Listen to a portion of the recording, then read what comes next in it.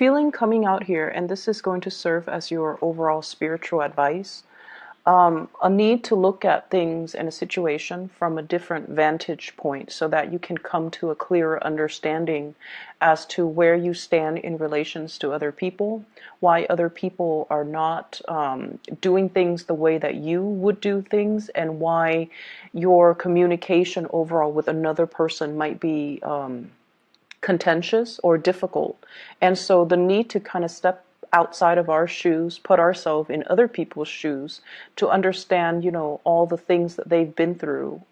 It's like walking a mile in somebody else's shoes so that you understand the person that they are and how, their life experiences have kind of created the person that they are right now.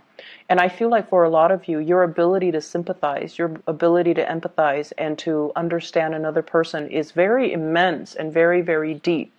But I feel like in close interpersonal relationships as well, a lot of the times we lose our perspective, and a lot of the times too, our vision of what we want to build together as a relationship, as a unit, it might be, I guess, like it might be colored by our perception of what relationship entails, whether or not relationships are going to last, or whether or not we truly believe that relationships are meant to be, forever. So I feel like there might be some ideological clashes between you and a partner, between you and even a business partner, or between you and family members, based on the transient lifestyle that they have led. It's like they've been through a lot of turmoil and hardships in their own lives, and they don't see everything as permanent and long lasting, and it's really hard for them to kind of commit. And so it's kind of I don't want to say your destiny or your responsibility, because, they need to find that within themselves. But I almost feel like it is in your path to kind of show them that, hey, things are okay. We're in a different environment now. The times are different. So maybe you kind of need to open up, but understanding and have that baseline understanding of where the other person has come from, what they have to ward off or contend with in their past, and why it creates, this almost like paranoid person that they are, where they don't believe in permanence, where they don't believe in stability.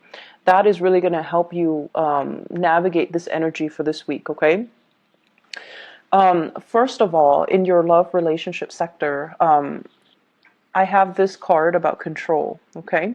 This is the Four of Pentacles, and I usually look at this card hanging on to earthly possessions, feeling a little bit paranoid that things are going to be ripped away from us, feeling like we need to cling on to everything that we have, and also almost like viewing other people as possessions, and almost viewing it's like being very closed off to the point where we need to be very protective.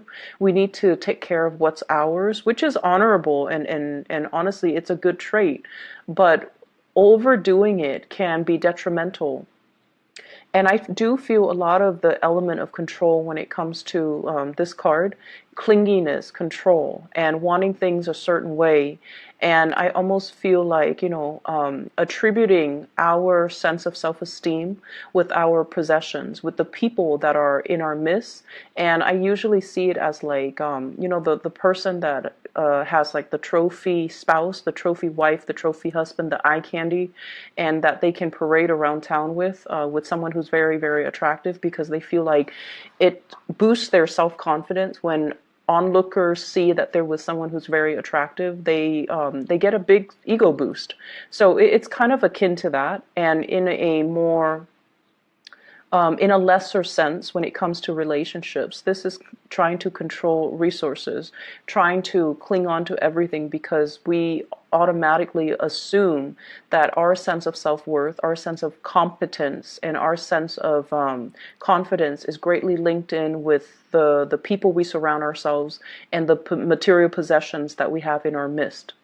And I also feel as well, when it comes to arguments, when it comes to dealing with another person that you're romantically involved with, that you're married to, or, a significant other, whoever it is, that you're romantically linked up with, this is like not being able to see outside of our own vantage point. Like I said earlier, clinging on so strongly to our beliefs that when people question our values, question our beliefs, we feel like it's an attack on us personally.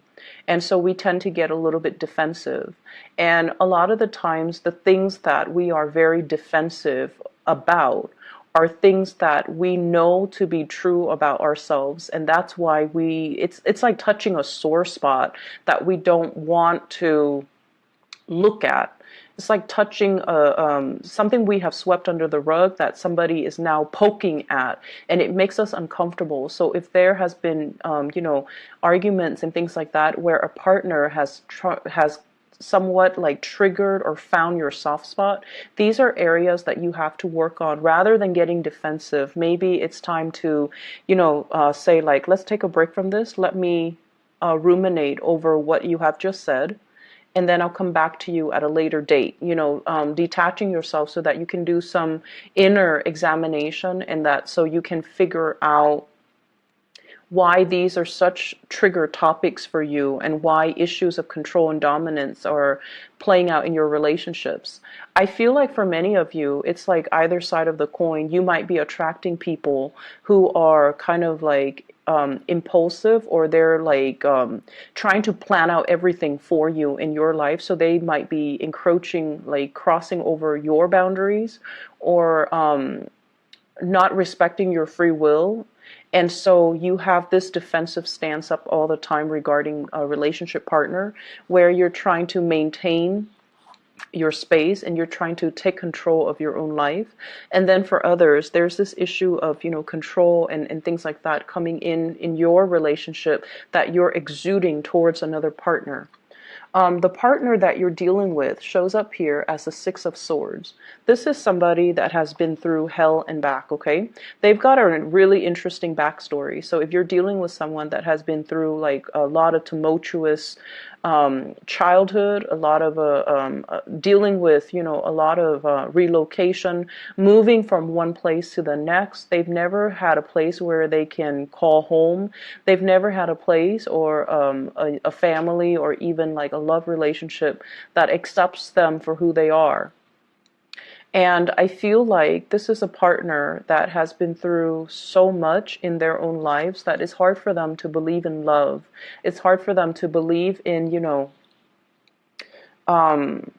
soulmates and stability and even permanence. Okay, I usually think of this as a refugee card. It's somebody that had to be uprooted against their will from their place of familiarity and safety, and they have to venture off into a new land. And usually this indicates as well people of different nationalities, interracial dating, people of different cultures coming together. And automatically, whenever that happens, there's always going to be ideological differences, cultural differences, even cultural rifts and cultural divides that can be very difficult to overcome.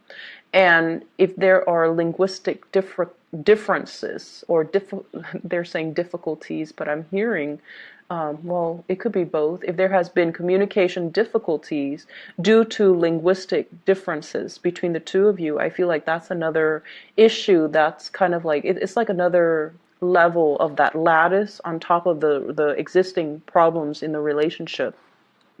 So you're dealing with someone who has, he or she has had to overcome a lot of trials and tribulations in their own life. They are very self-made. They don't sit around and whine and complain over things. They just get things moving.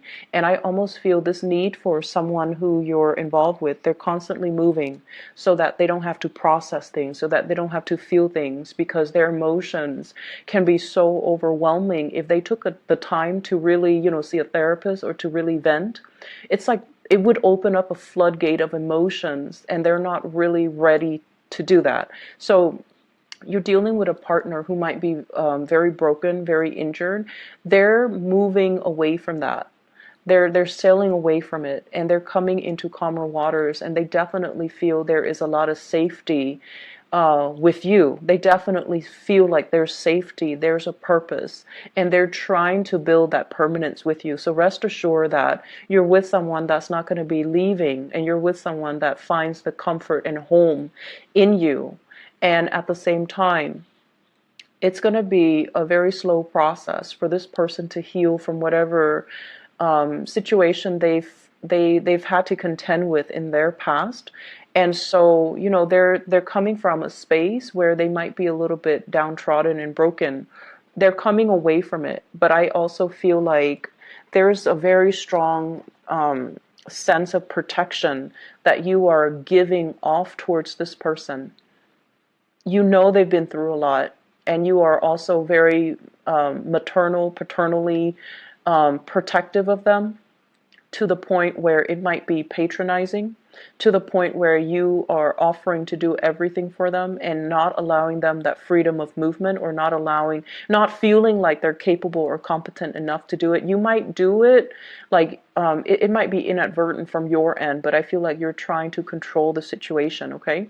I usually see this combination as like controlling elements seeping into the relationship.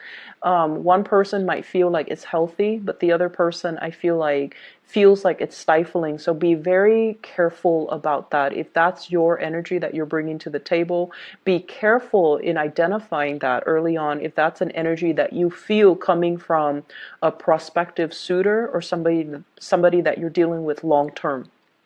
The energy is very subtle, but it can be very toxic in the long run if you're not careful. Okay, if you don't nip it in the bud, it's going to escalate. So be careful about that.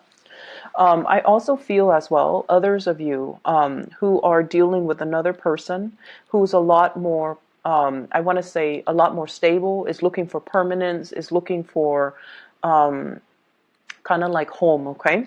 We have here the Queen of Wands, and this is a fire sign, Sagittarius, Aries, or Leo.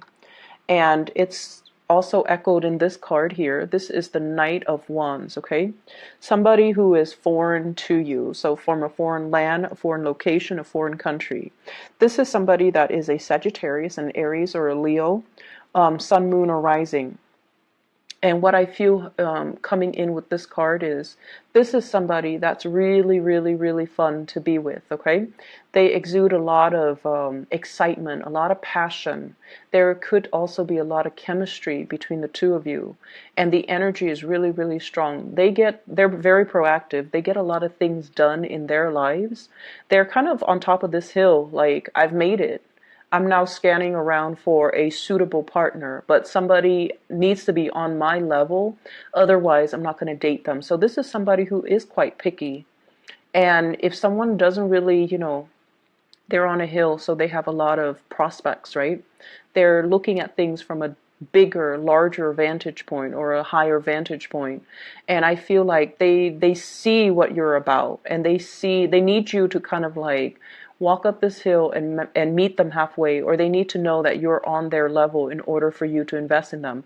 And on your level doesn't mean material wealth. On your level doesn't mean professional like achievements. It basically means wanting the same things, wanting adventure, wanting expansion, wanting to, explore the world and look at the world as a playground, rather than, just going through the motions, work and home, and rather than looking at the world with a pessimistic view. I feel like they want an equal partner in fun and adventure, and I feel like they're going to be a really good person to travel with. They're a good person for you to expand your worldview, your consciousness with. This is not somebody who is narrow-minded, okay? I feel like, they have their preconceived notions, like what the world is supposed to be, but they also make a lot of allowances for other people. They tolerate. I'm getting like a very tolerance, a very understanding, a very maternal vibe with this person, where they care about people. They care about humanitarian ideals and goals. And I feel like they connect to people not as foreigners or like you're from this country, you're from that country, but they have this sense of collective consciousness where they see everybody as a human race, and they don't have any prejudice. They don't have any narrow-mindedness or tunnel vision when they deal with other people. And I feel like for them, there's also this innocent, trustworthy, and trusting energy that they bring to the table where they don't really believe anyone is out to hurt other people. So you might think it's naivety, but I feel like it's more giving everyone the benefit of the doubt. So you have someone that is really, it's like providing a breath of fresh air in your life and a fresh perspective. And because of that, I almost feel like they're really exciting to be around. And I feel that you are trying to build wealth with this person, okay? I have here the Ten of Pentacles. This is an escalation in the relationship. The way that this card is depicted is almost like castle in the clouds, right? Castle in the clouds, dreaming and conjuring up, this ideal family image, this sort of like a grand match between two people where the two people have the same educational level of attainment. If, for example, you have a PhD, they have a PhD. If you have a master's, they have a master's. If you have a law degree, they might be, if you're a lawyer, they might be a doctor. It's somebody who's very, very similar in professional achievements, educational achievements, someone who is a really, really good match. And for those of you who are in arranged marriages, I feel like your parents or whoever is setting you up might have somebody in mind for you who is a really, really good match. So a really suitable match for you, not just materially and professionally, but also a very good match for you on a spiritual level, and that will really allow you to grow and have a really fun relationship as well as a stable, suitable relationship. When I look at this card, I think about royalties and how back in the days, people kind of like, it's like a political marriage. But I feel like with this card and with the energies that it's wedged in between, you're meeting somebody that is a really good match for you. And I feel like there is this nesting instinct that's going to come naturally to the two of you, okay? Nesting instincts, people assuming their specified gender roles. So even for same-sex couples, it's almost like one person will step up and assume the feminine role, the other person will automatically then assume the masculine role. So whatever that means to you in every relationship, even same-sex relationships, we kind of need to embody the yin and yang energy in order for the energy to flow well. And I feel like there's this natural affinity that you have with another person where one person embodies the yin energy and the other person that yang energy, and so things will move along very, very smoothly. And as a result of that, we're going back to the first card. This is about, relinquishing control.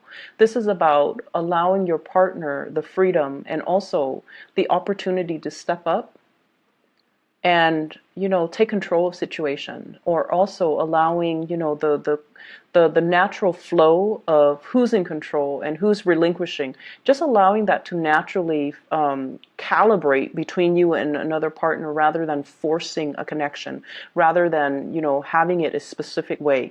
I do feel for many of you in relationships, you are at a point where you are trying to, your nesting instincts are kicking in. You are trying to build something with a relationship partner. So you might be conscious or, a lot more aware about your spending, which is a good thing. You are a lot more conscious about saving up. You are a lot more conscious about, taking care of your relationship partner, wanting to purchase a property, wanting to buy a house, wanting to buy a car, wanting to, save up for the children's college funds. So you're doing practical things to sort out and balance out your resources just so that you can pass some things along, pass down a legacy, pass down an inheritance, and leave something of lasting value to your children because somebody is triggering this nesting instinct within you. In other areas of your life, I do have a spiritual advice that's coming into the picture for you. And I feel like for some of you, and I know it's supposed to be, spiritual advice, but I'm seeing it here, so I'm just going to say it. I feel like you have an ex that's still haunting you for some of you, and you have moved away from it, but I feel like you can't be rid of them. That's what it feels like to me. They're either relentless, like they won't let go of the connection, or you're not being clear enough. And this is something I've mentioned before many, many times for Cancerian people, especially the men, especially the Cancerian men. You're really nice people, and a lot of the times you send, confusing messages to the people that you're interacting with. And take a page out of the, I want to say, what sign is very, very final? Capricorn.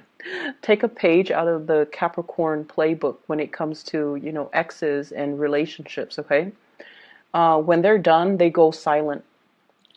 They don't even need to entertain that person. When they're done, Capricorns are done, they will ghost you.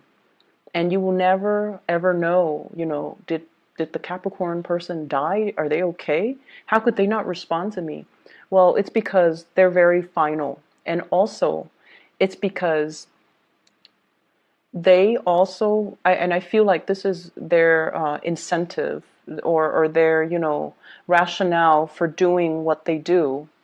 It's because they don't want to open up that door of communication and have you confused, or they don't want to, lead the other person on. So I feel like with Capricorns, when it's done, it's really done. They close the door for good and they move on, and you won't hear anything from them. And I feel like with you Cancers, I feel like it's very difficult for you to do that. And you might chalk it up to playing nice and being courteous. But what it does is that it creates hope from the other side, from the other person, that, oh, they're still talking to me. They might want me back. Maybe not now, but one day. So I'll keep knocking at that door. And that's not fair to the person that you're dealing with. And I feel like you have an ex here that's a little bit ruthless and a little bit relentless and a little bit like someone who tries to keep coming back. And I feel like you need to be very firm, and you need to, out of respect for your current relationship right now, you need to be very, very firm about setting your boundaries with exes, okay? And the reason I say exes here, we have the Death card. You moving on. You've already decided you're going to move on. You've already physically, emotionally, mentally moved on, and somebody's coming knocking. Someone who still carries a torch for you. Someone who might have had like a very passionate one night stand, fling, relationship, even marriage with you, and they're relentless. They're pursuing you, and they don't even have to be a fire sign. I just feel their energy floating around you, and I feel like, first, you were stuck in limbo, waiting on this person, waiting for things to get better. You've moved on your own. You've moved on. And I feel like you might have been waiting for them while they were going around, trying to find themselves, and quote unquote on that. It's like trying to find themselves. They were like too selfish to be in a relationship. They were just like not taking you seriously while you spent a lot of time waiting around for them. And then they choose to come back and give you communication whenever they felt like it. With this Eight of Wands here, this is swift, fast communication, travel, movements, and whatnot. And I feel like, when the communication was not responded in the manner that they hope, they come out and they physically show themselves in real time, like showing themselves, and you've tried to move on. So it seems like there are some lingering energies with exes and things like that, and you kind of need to let go. And I see like many of you don't have a choice. You're letting it go because it's really interfering with your current relationship, and you're trying so hard to build that up and to maintain that. And good for you for realizing and recognizing that, because I feel like the ex keeps knocking on your door, and you can't send out mixed signals, okay? It's very counterproductive, and energetically, it's just it's not a wise move for you and for the other person. So lay it to rest. Other things that I am picking up from this spread here, I feel almost like for many of you, there is major contemplations about trying to get your life in order, trying to, get rid of bad habits, trying to reorganize your life, and trying to get yourself in a space where you can be proud of your achievements, where you can get things moving for yourself. So I almost feel like this fire lit up under you, where you're like, okay, I need to get things done. I've been stalling. People have been stalling me, or I've been stalling. I've been kind of like on the sidelines of life, just hanging around. And, there are so many things, so many dreams and aspirations and, things that I want to do, things that I want to achieve, but I've just been dangling here for quite some time. And then life, before you know it, passes you by, right? And it's sort of like, how if you've been like this, right? And then you get yourself out of this situation and you turn yourself upright, you have this massive head rush, right? Like it just feels otherworldly. So I feel like that's the head rush. It's when all the information, all the realization, all the revelations coming to you all at once, and it can feel somewhat painful, somewhat disorienting, and somewhat like time is running out. I need to get things moving. I need to get things started. And I feel like this week is all about continuing what you are doing, but doing it with a sense of urgency. And then I also feel like something is lighting a fire under you, and you're like, I need to achieve, I need to get out, I need to branch out, I need to get moving.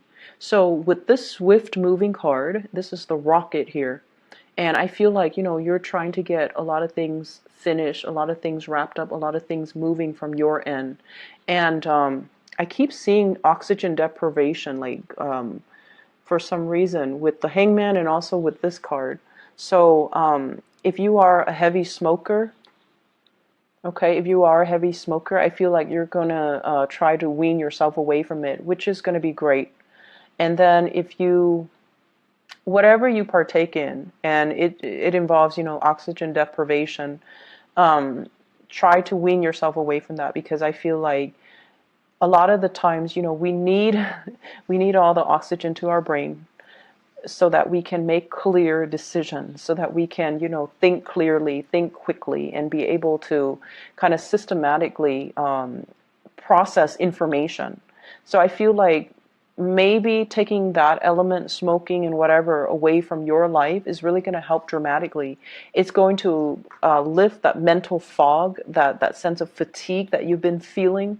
And it might help with concentration. It might help with a lot of things. You never know. So I'm going to leave it at that. I feel like you're trying to make a lot of changes in your life. The process is slow, and it has been stalled, I feel, because of your unwillingness to change and to kind of like get moving. But I feel like coming in for this week, you are very determined, and you're going to be successful when you are determined. So whatever small steps that you need to take, start it, because those are like the first few steps that you need to take in the right direction. So, it's never too late. Just small steps, okay? And don't push yourself. Don't beat yourself over like not being able to make the big steps just yet. For those of you who have recuperated from like surgeries or even like accidents and things like that, small steps, okay? Small steps and steady progress is going to be your friend, all right? I'm going to leave it at that. And Cancers, take care of yourself, okay? I'll be back next week. Bye-bye.